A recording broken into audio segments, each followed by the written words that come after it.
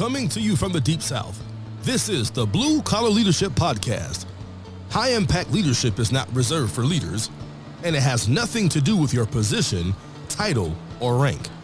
However, it does have everything to do with your character. It's time to climb to the next level and beyond, personally and professionally. Now, let's start making it happen with your host, Mac Story. All right, folks, today we're on part 11 of 30 as I dive into my book, Blue Collar Leadership, Leading from the Front Lines.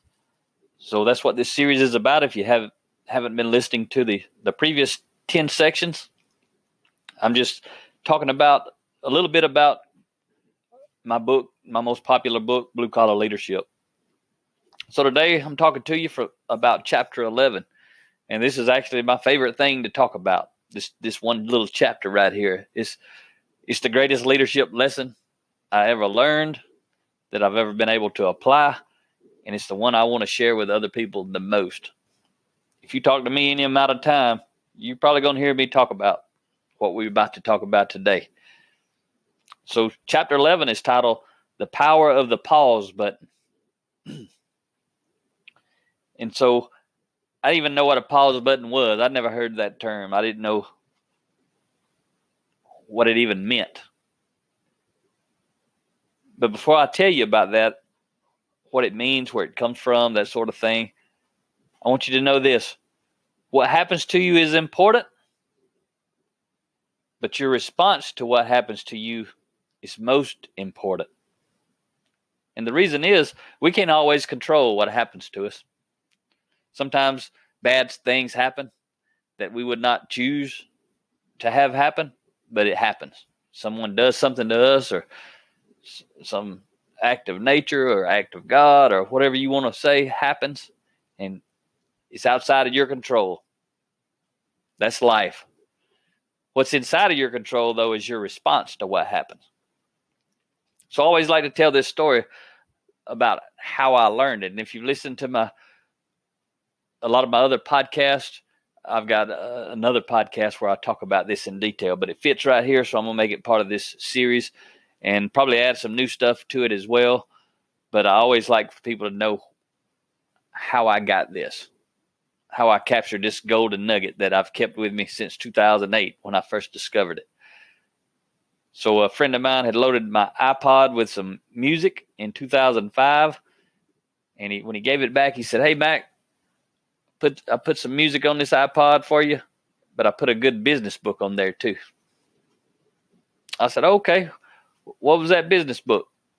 He said, "The 7 Habits of Highly Effective People." And you have to know, this was 2005. I'd never heard any of the kind of stuff that I write about and talk about today. I was totally ignorant to it. Never had anybody introduce me to this stuff. So Zach says, "It's the 7 Habits of Highly Effective People." I said, "Is it any good?" He said, "I don't know. I don't know. I ain't ever listened to it." And I can tell you, I don't know if Zach's ever listened to it. I hope he has, but I don't know that he has. And we kind of got out of touch when I changed jobs and he moved away and things like that. So fast forward 3 years, I never listened to that. 2008, I started my own lean manufacturing consulting business. I'm driving around in my car. I've got my iPod plugged in to my stereo, and my stereo's, visually, it scrolls across the text, the name of the song and the artist, that sort of thing. So a man starts talking. I'm like, "What is this?" Because it was not music. So the man started talking. I looked at the screen, see what it was, and it was the 7 Habits of Highly Effective People. And that's when I remembered Zach told me about this business book when he gave me these songs, but that was 3 years ago. And I was working in a corporation. I didn't really need to know about that because he said it was a business book. But now I was starting my own business, so it made sense that, hey, I'm starting my own business. Maybe I should listen to this business book Zach gave me. So I hit rewind so I could go back and start at the beginning because I wasn't really paying attention to it when it first come on. So I started back listening to it. And this thing was only an hour. And I didn't know this at the time. I didn't know there was a book. I didn't know who Stephen Covey was, who was the author. I didn't know he had written other books. I didn't know any of that stuff. All I knew was Zach said this is a business book, and it was about to play. But the whole book on audio was 13 hours or so, 12 or 13 hours. But I didn't know all that then. So I didn't know that. I just had an overview, kind of like a highlight version, giving me the top of the waves, some of the good stuff. But that was probably all I needed at the moment. But anyway, I started listening to it. Pretty quick into it, Dr. Covey says, between stimulus and response, human beings have the freedom to pause and choose their response. And I had never thought of that. It's common sense. We talked about that back in part 4, chapter 4. That's the title. Common sense is never enough. It's common sense. As soon as you hear that you'll shake your head and agree. Oh yeah, we have the freedom to choose our response. When something happens, we have the freedom, if we want to pause and choose our response. Now, at the time, I hardly ever did that. If I did it, it was by accident. I had never thought about it on purpose. I would just respond. React was more like it. Something happened, and basically I go crazy. That was pretty much the way it was, and get angry and all this stupid stuff, I call it, when I'm talking about myself. And but I hit rewind, and I listened to that over and over, and I listened to Dr. Covey say, between stimulus and response, human beings have the freedom to choose their response. And it just made a lot of sense. So again, I played it over and over. And I probably screwed up that day and probably got angry. But I thought about what I had learned and heard. And I started listening to that audio every day. Started sharing it with other people. Then eventually I started reading and listening to other stuff. But I listened to that thing over and over. That entire audio made a lot of sense to me. But that one little nugget right there changed my life. And I'll tell you this, Napoleon Hill said it this way: self-mastery is the hardest job you'll ever tackle. If you don't conquer self, you will be conquered by self. You may see at the same time both your best friend and your worst enemy by simply stepping in front of the mirror. We get to hang out with whichever one of those folks we want to every day, our worst enemy or our best friend. We decide, but when you look in the mirror, I promise you, both of them are looking back. You get to decide who you want to hang out with every day. So that's what the pause button. I heard Dr. Covey's brother later in 7 Habits for Highly Effective Marriages. I heard him talking about the same thing, and he calls it a pause button. Dr. Covey said between stimulus and response, human beings have the freedom to pause, choose their response. His brother actually started talking about it and called it a pause button. So I kind of took hold of that and started talking about the pause button whenever I'm talking about being proactive. And that's what Dr. Covey was teaching there, to be proactive. And I share it that way because people can understand it easier. Just pause, hit that pause button, and choose your response based on your values. See, reactive people respond based on feelings. Proactive people respond based on values. So you have to adopt and develop and align yourself with a set of values.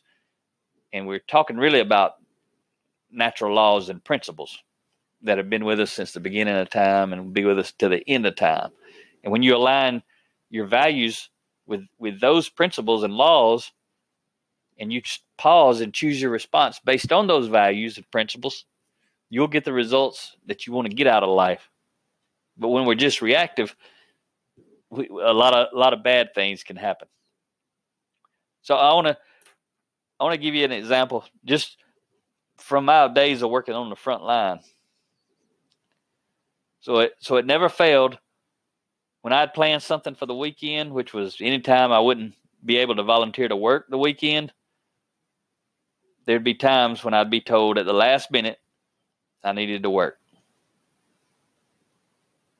And what I'm saying, the reason I didn't volunteer was because there was no work available. Because back in those days, I needed to work. But sometimes there was no opportunity, no option.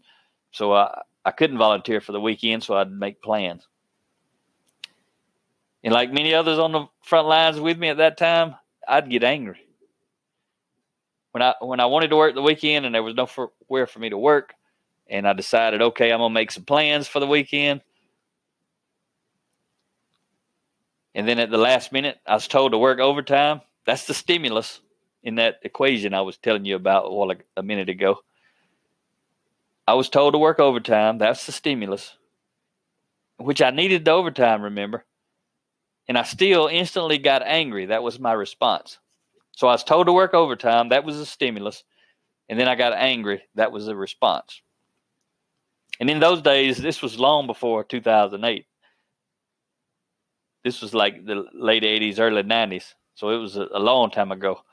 In those days, though, I didn't know I had a pause button. I hadn't even thought of the concept. I never even considered my values, much less made a conscious decision to pause, consider those values that I didn't even really have, and respond based on them. Today, it happens instantly. And I'll give you an example of that, too, in the middle of this little story. Just recently, my wife and I, Rhea, we were at a Mexican restaurant having dinner. And we was with my mom. And all three of us were sitting there. We had just ordered our drinks. And Mom had a water. And I'm kind of glad of that. The lady come in and she sat down. Rhea and I had Diet Coke, I believe. So the waitress brought our 3 drinks on the little tray. She reached across me and handed Rhea her drink. And she grabbed my Coke, set it down for me. And about that time she turned, she just twisted slightly to grab Mom's glass of water and hand it to Mom. But that ain't what happened. As soon as she set down my drink, she tilted a little bit. And as she went to grab the water, it was already too late. The water was headed my way. And so she dumped the entire glass, big glass, probably 32 ounces of ice cold water, straight into my chest, straight down into my lap. Every bit of it spilled out. It didn't just spill a little bit. It's just like you took the whole thing, dumped it straight down my chest into my lap. And it was ice cold. And, took my breath away for a second. Like when you jump in some cold water, that's, that happened. That was kind of a reflex. But other than that, I didn't worry about it. I didn't get angry about it. She was all upset with herself, apologizing and all that kind of stuff. I'm soaking wet. We just sit down to have dinner and people are watching, but unless they saw it happen, they would not know from me and my reaction that it even happened. And in the old days, it would have been a lot different, but she got some towels and stuff. Somebody else brought some towels and I just kind of stood up and patted my pants a little bit and dried off and they cleaned up the table. And I told her, don't worry about it. Ain't a big deal. I've been wet before. And that's the truth. I've been wet before. You probably have too. So I didn't even worry about it. I said, we're going to sit here and enjoy a nice meal and you quit worrying about it. And I promise you it's going to be all right. And we just carried on about the evening like it never even happened. We didn't sit there and talk about it all night. We had dinner. And when the lady got, and I never got angry. I didn't. Who cares? I've been wet before. My values was, at this time, I didn't want to cause a scene. I didn't want to hurt this lady's feelings. She didn't do it on purpose. It doesn't even matter. So just move on. That was the way I dealt with it now. That's why I say today, instantly, this happens. In the old days, I didn't even know I could do it. So at the end of our meal, the waitress comes up, gives us our check, and she's still apologizing. And when I opened the check, it had another time she had written there on the check, and it said, "Mr. Story, I'm so sorry. I apologize. I hate that happened." And she drew a little smiley face. And I put down a 20% tip, and below it I wrote a note that says, "We all make mistakes." And I drew a little smiley face. Because she probably thought she wasn't getting a tip that day. And she might not have from a lot of people. But like I tell you on these podcasts a lot of times, I'm better now. and that's an example of how you can choose your response in any situation. And it don't have to ruin it. I didn't sit there and moan and groan and complain during our whole dinner that I was wet and this girl was an idiot and all that goofiness like I would have done in the past. We just carried on like it never even happened. So back to the story about working the overtime. So back then, things were different. My response was instant in those days and based purely on my feelings. At the time, the feeling I didn't want to work since I had made plans not to work. The feeling this happened all the time because it did. The feeling if they knew what they were doing, meaning our leaders, we wouldn't have to work. We could have stuck to the schedule of not having to work. Or at least they could have given me some notice. That's the kind of stuff I would have been thinking and was thinking.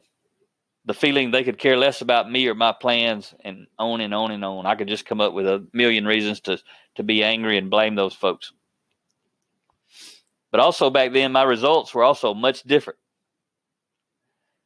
Because of my constant personal growth and development, today I can earn more in a few hours speaking on leadership than I used to earn in an entire year on the front lines.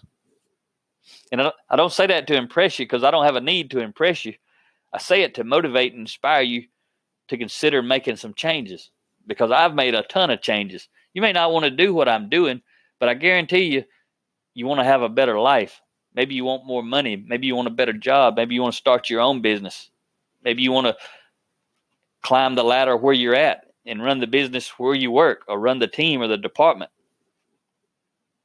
or the plant. All different things that you may want to do. And all I'm telling you here is you can do all of that, but you got to change the way you think. Nobody can do that for you but you.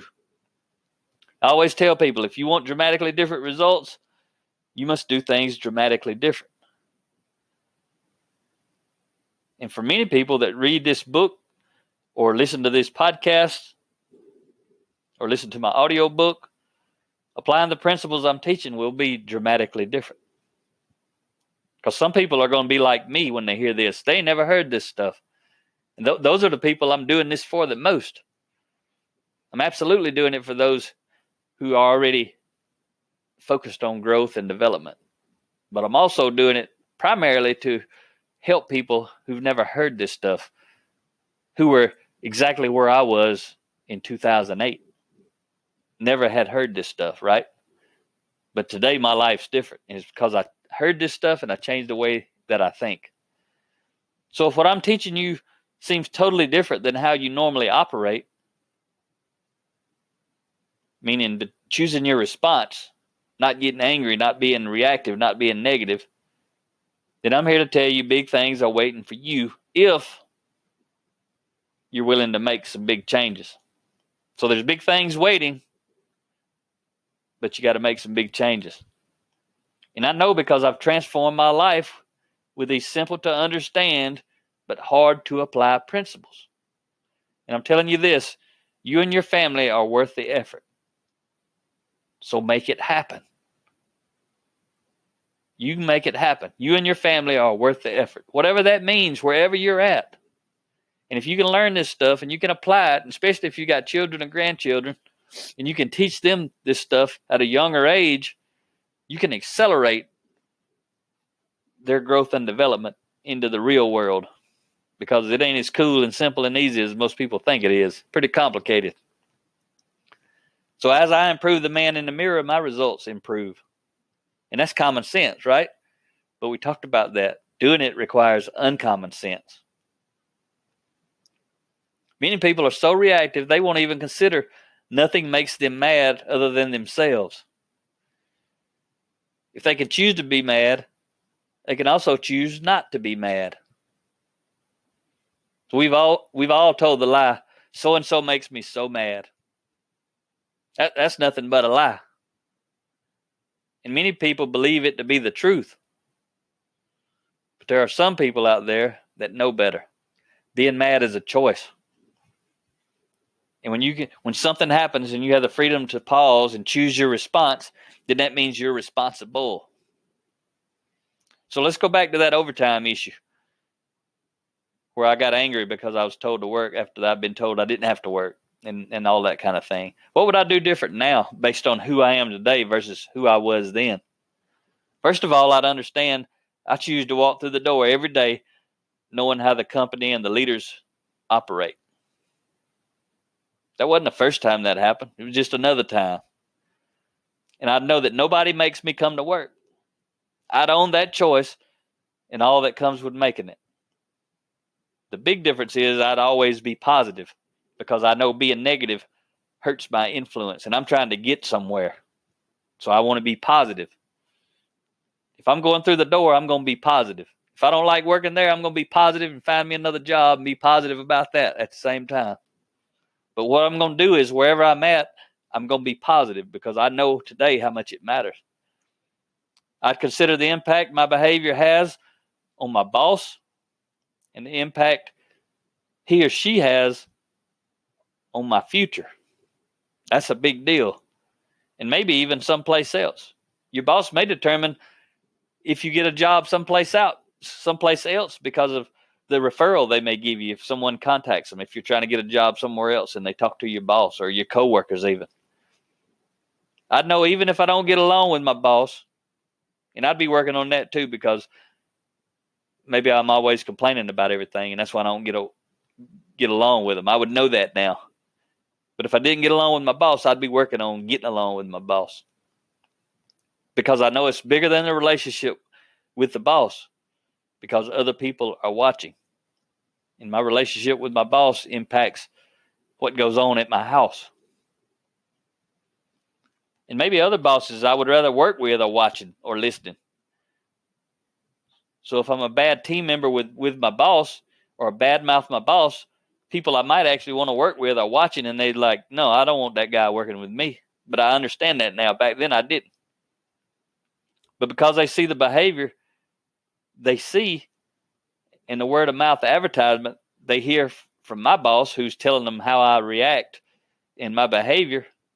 Maybe he's in meetings with other bosses and they're talking about me in the way I was always negative and reactive. That could cause the other bosses to have zero interest in working with me or having me on their team. So I ain't even on their radar screen. See, I know that now, but back then I didn't know that. And I guarantee you all of that kind of stuff is what was happening. I just didn't know it and understand it.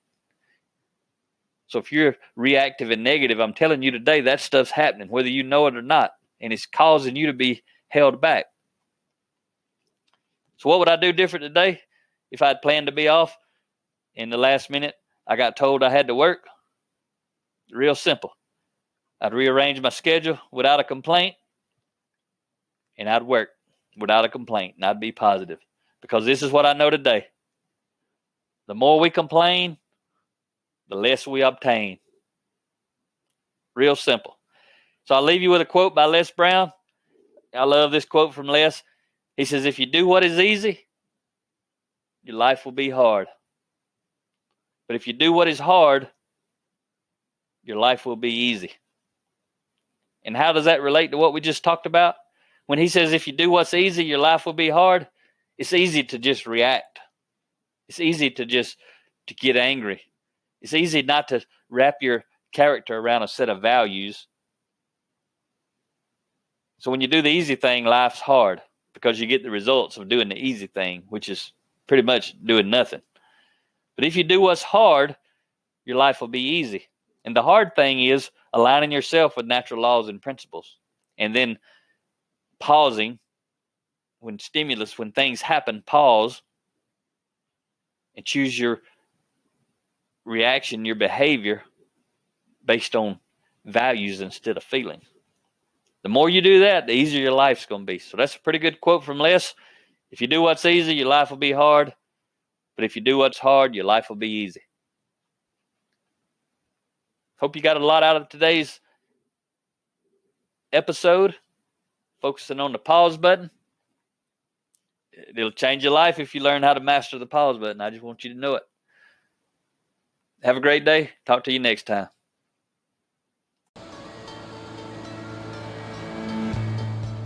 Make it happen or someone else will.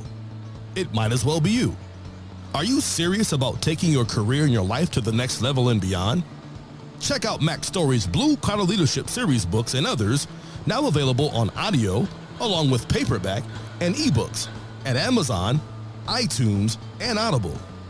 Please visit bluecollarleadership.com to learn about Mac's books, programs, special offers, certifications, and more. Thank you for listening to the Blue Collar Leadership Podcast.